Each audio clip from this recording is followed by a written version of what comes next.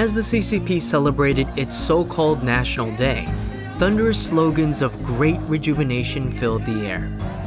Yet behind the noise were countless lives silenced and killed under its rule. In Amsterdam, voices of protest rose above the fireworks of celebration, proclaiming their message across Dam Square. No National Day, only national mourning. On September 28, 2025, the day was etched into the memory of the Netherlands. Around 2 p.m. local time, more than 100 people gathered in front of the National Monument at Amsterdam's Dam Square, including democracy activists, human rights advocates, and Christians. They were not there to celebrate, but to hold up signs, shout slogans, and mourn, to remember the tens of millions of lives lost under the CCP's tyranny. The numbers are cold, yet heavy as mountains. 76 million lives lost to unnatural deaths. These are not abstract statistics from history books, but stories of broken families and vanished souls. Posters on the ground read, "Court of the Citizens of the World issues warrant for Xi Jinping for crimes against humanity." Passers-by stopped and looked on. The words before them were a stark reminder. This was no celebration, but a memorial for a nation in mourning. Op dit moment krijgt het CCP een genocide in Oost-Turkestan. 19 familieleden van mijn zijn waar het slachtoffer zijn. Toen ik dit hoorde, brak mijn hart, maar in plaats van dat het mij verzwakt, woedde het mijn woede en de vastberadenheid tegen de onderdrukkende Chinese regering. Het versterkte mijn vastberadenheid om mijn strijd voor vrijheid en de rechtvaardigheid voor te zetten. Well, the Communist Party is celebrating its 76 years of whatever they have done in these countries and in China, but we have nothing to celebrate.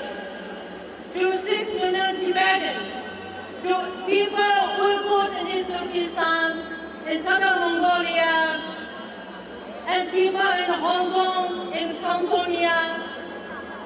It is a day of resilience, day of pain, day of suffering, because the Communist Party has brought nothing but depression, suffering, pain for over 76 years.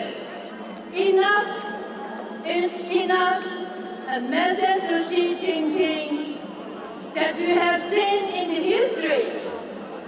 An empire, a government built on fear and repression will never last long. The cry of "enough is enough" was not only a shout of anger, it was the cry of souls long oppressed. This was not merely a single voice of accusation, it was the collective cry of the oppressed.